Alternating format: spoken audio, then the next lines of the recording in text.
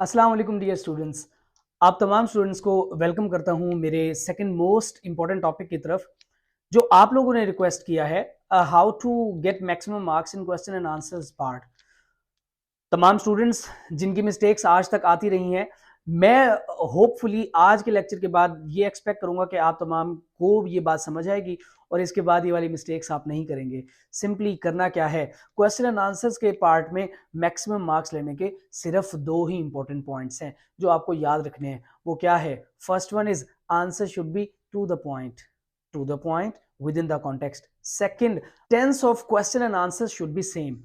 अगर question present में है तो उसका आंसर भी प्रेजेंट टेंस में होगा, अगर क्वेश्चन पास्ट में है तो उसका आंसर भी पास्ट में होगा। इस बात को समझाने के लिए मैं सिंपल सी आपके सामने एग्जांपल लिखता हूं, देखेंगे आप लोग, और होपफुली इस लेक्चर के बाद आपको समझ आ जाएगी आपकी मिस्टेक्स क्यों आती हैं बार बार टेंसेस की। अच्छा, आपको अगर टेंसेस नहीं आते, कौन से टेंस में कौन सा हेल्पिंग वर्ब यूज होता है, कौन से टेंस में कौन सा आपको वर्ब की फॉर्म यूज करना है, उसको समझने के लिए मैं आपको एक शॉर्ट सा अपलोड करके दूंगा चार्ट, उसको देख लेना लाजमी। तो चलते हैं, देखें। फॉर एग्जाम्पल मेरा क्वेश्चन है व्हाट द मीनिंग। अब मैंने आपसे क्वेश्चन पूछा what is the meaning of your name, आपके नाम का मतलब क्या है। यहां पर देखें, क्या आप बता सकते हैं कौन सा टेंस यूज हो रहा है? यस एग्जैक्टली, यहाँ पे जो इज है ये हमें बता रहा है कि प्रेजेंट टेंस में क्वेश्चन है।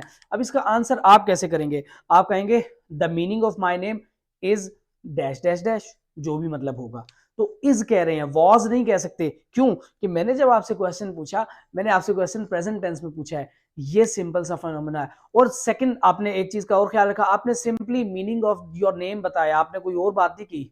ठीक है, तो टू दी पॉइंट भी रहे हैं और टेंस भी आपका सेम रहा है। ये दो बातें आपने माइंड में रखनी होती है और आपके 2 मार्क्स पूरे हो जाते हैं। अब देखें इसका मैं आंसर कैसे लिखूंगा। मीनिंग, जो भी मीनिंग है, तो देखें to the point, answer and tense same. ये तो हो गई बहुत ही सिंपल बात। इसको कॉम्प्लेक्स अगर करें तो कॉम्प्लेक्सिटीज कब क्रिएट होती हैं? जब आपको ये पता नहीं चल रहा होता कि क्वेश्चन का टेंस कौन सा है और आंसर के टेंस में आपने कैसे आंसर करना है। तो देखिए नेक्स्ट उसकी तरफ ही चलते हैं। तो क्वेश्चन की जो कॉम्प्लेक्सिटी है वो आपको कैसे देखनी है, मैं सिंपल आपको कुछ वर्ड्स बता रहा हूं, उनको टारगेट करके आपने टेंस एक्वायर कर लेना है कि ये कौन से टेंस में क्वेश्चन है, और फिर उसी टेंस में आपने आंसर। देखो, अगर प्रेजेंट का क्वेश्चन है तो प्रेजेंट के 4 टेंसेज हैं, indefinite, continuous, perfect, perfect continuous. इन चारों में आपका ऑप्शन आ सकता है। पास्ट का टेंस है, अगर पूछा गया तो पास्ट के चारों टेंसेज में आप आंसर को दे सकते हो। ठीक है, तो देखें जी, अगर किसी क्वेश्चन में आपको डिड नजर आ जाए तो ये श्योर है कि पास्ट टेंस का क्वेश्चन है, तो फिर इसका answer should be in past. और अगर वर्ब सेकंड फॉर्म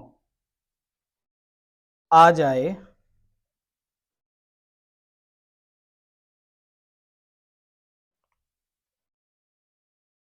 अगर डू या डज ये क्वेश्चन में मौजूद हो, then you have to be sure कि ये प्रेजेंट का क्वेश्चन है, तो फिर इसका आंसर भी प्रेजेंट में ही होना चाहिए। ये सिंपलेस्ट टेक्निक्स में आपको बता रहा हूं।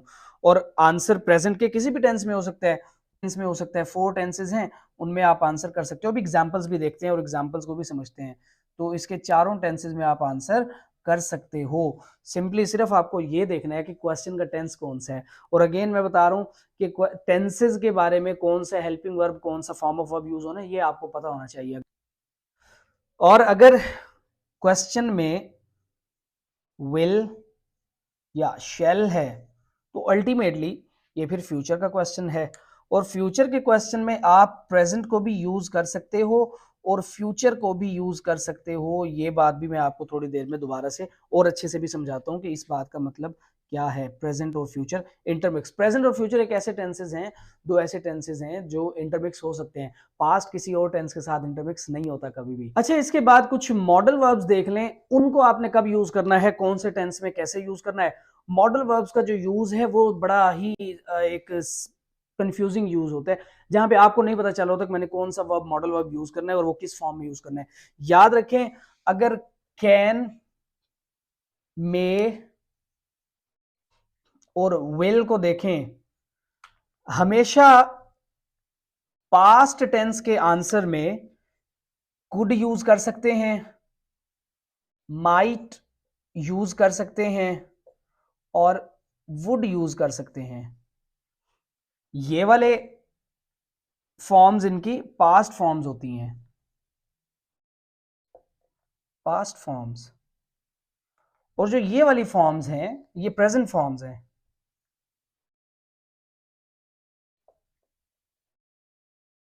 तो अब आपको ये बात भी श्योर हो गई कि जब प्रेजेंट टेंस में आंसर लिख रहे हैं और आप इनमें से कोई मॉडल यूज करना चाहते हैं तो ये प्रेजेंट वाली फॉर्म ही यूज करेंगे। अगर पास्ट वाले यूज करना चाह रहे हैं, पास्ट का आंसर है, उसमें ये पास्ट वाले यूज कर सकते हैं। मैं भी एक बहुत बड़ी एग्जांपल आपको देता हूं।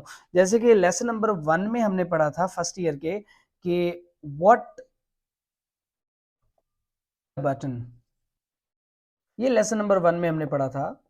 देखें, अब मैंने इसका आंसर करना है, मुझे डिटेल पता है कि बटन दबाएंगे कोई दुनिया में मर जाएगा। बात पे गौर कीजिएगा, बटन दबाएगा अगर कोई शख्स तो दुनिया में कोई अनजान बंदा मर जाएगा, कोई अननोन पर्सन मर जाएगा। लेकिन मैंने इसको अपने आंसर में लिखता हूं और जब चेक होकर आता है तो गलती आ जाती है, पूरे नंबर नहीं होते। वो वजह क्या है उसको देखें। अगर ऐसा हो तो देखें, पहली बात मैंने देखा वॉज है, ठीक है, तो चूंकि वॉज है पास्ट टेंस, तो मुझे इसका आंसर किस में लिखना चाहिए, पास्ट में लिखना चाहिए। अब देखें मैं आंसर कैसे कंपोज करता हूं, मुझे डिटेल पता है, 3 पॉइंट्स मुझे याद हैं। मुझे याद है कि अगर कोई पुश करेगा तो कोई अननोन पर्सन क्या हो जाएगा, मर जाएगा, और उसके मरने पे एक रिवॉर्ड मिलेगा। कितना रिवॉर्ड आप लोग मुझे बताएं जी।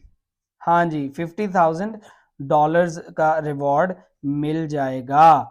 अब मुझे ये 4 पॉइंट्स से आंसर कंपोज करना कैसे करूंगा।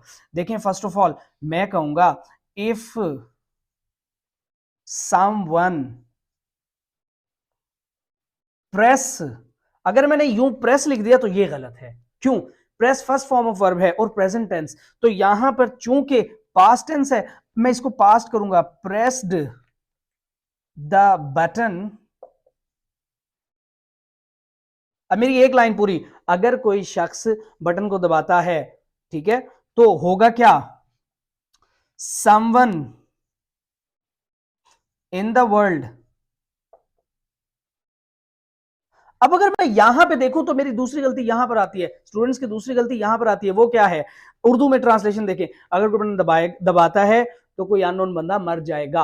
अब गा गा को हम फ्यूचर टेंस कहते हैं और उसमें हम विल लिखते हैं, लेकिन यहां पर क्या विल लिख सकते हैं? नहीं लिख सकते। यही बात इंपॉर्टेंट है, यहां पर विल नहीं लिख सकते क्योंकि विल तो प्रेजेंट फॉर्म है, विल की पास्ट फॉर्म क्या है, वुड।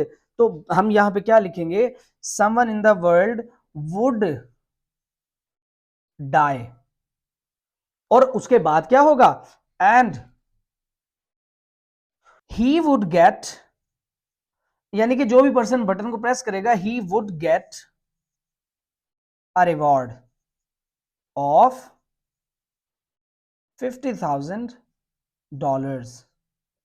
यहां पे $50,000 मैंने बोर्ड की प्लेस की वजह से ऐसे किया है, स्पेस नहीं थी, आपने पूरा लिखना है $50,000, ठीक है। इसको वर्बली आपने वहां पे प्रेजेंट करना है। तो इस तरह से आंसर को आपने प्रेजेंट करना है। अब देखा आपने आंसर कि मैंने जब देखा आंसर पास्ट में है तो क्वेश्चन पास्ट में है, तो उसका आंसर भी मैंने पास्ट में लिखा है, और मुझे यहाँ पे मॉडल वर्ब विल ने, जिसका वुड पास्ट फॉर्म है, मुझे हेल्प किया है। आपकी मिस्टेक्स यहीं पर आती हैं, आप यहाँ पे विल कर लेते क्योंकि आपने यूं माइंड में रखा ना कि जब कोई बटन दबाएगा तो कोई मर जाएगा। अब सर ये गा तो फ्यूचर की बात है, नहीं बेटा, ये पास्ट के जब इसको मॉडल को यूज करेंगे तो ये वुड यूज होगा, क्योंकि पास्ट टेंस हमेशा पास्ट टेंस के साथ ही आता है, कि प्रेजेंट या फ्यूचर के साथ नहीं आ सकता। हाँ, प्रेजेंट और फ्यूचर इंटरमिक्स हो सकते हैं। अब देखें, अगर क्वेश्चन यूं पूछा जाए कि कैन यू स्विम, आप इसका आंसर क्या करोगे, यस आई कुड स्विम, नहीं। अब इसका आप आंसर करेंगे यस आई कैन स्विम, क्योंकि प्रेजेंट का क्वेश्चन, प्रेजेंट का मॉडल वर्ब। तो कुड क्या है, कैन और कुड में डिफरेंस यही है, कुड किसी पास्ट के इवेंट की पॉसिबिलिटी को बताने के लिए यूज किया जाता है, जबकि कैन प्रेजेंट की पॉसिबिलिटी, मैं ये काम कर सकता हूं, आई कैन डू दिस, मैं ये कर सकता था यार मैंने नहीं किया, I could do that but I didn't. तो ये कैन और कुड में, मे और माइट में डिफरेंस है। और इसी तरह से विल और वुड को भी आप अगर देख लें। इसके अलावा क्वेश्चन किसी भी तरह से आता है तो प्रेजेंट का question answer should be in present, past के क्वेश्चन का answer should be in past. बेटा यही सारी बातें याद रखें।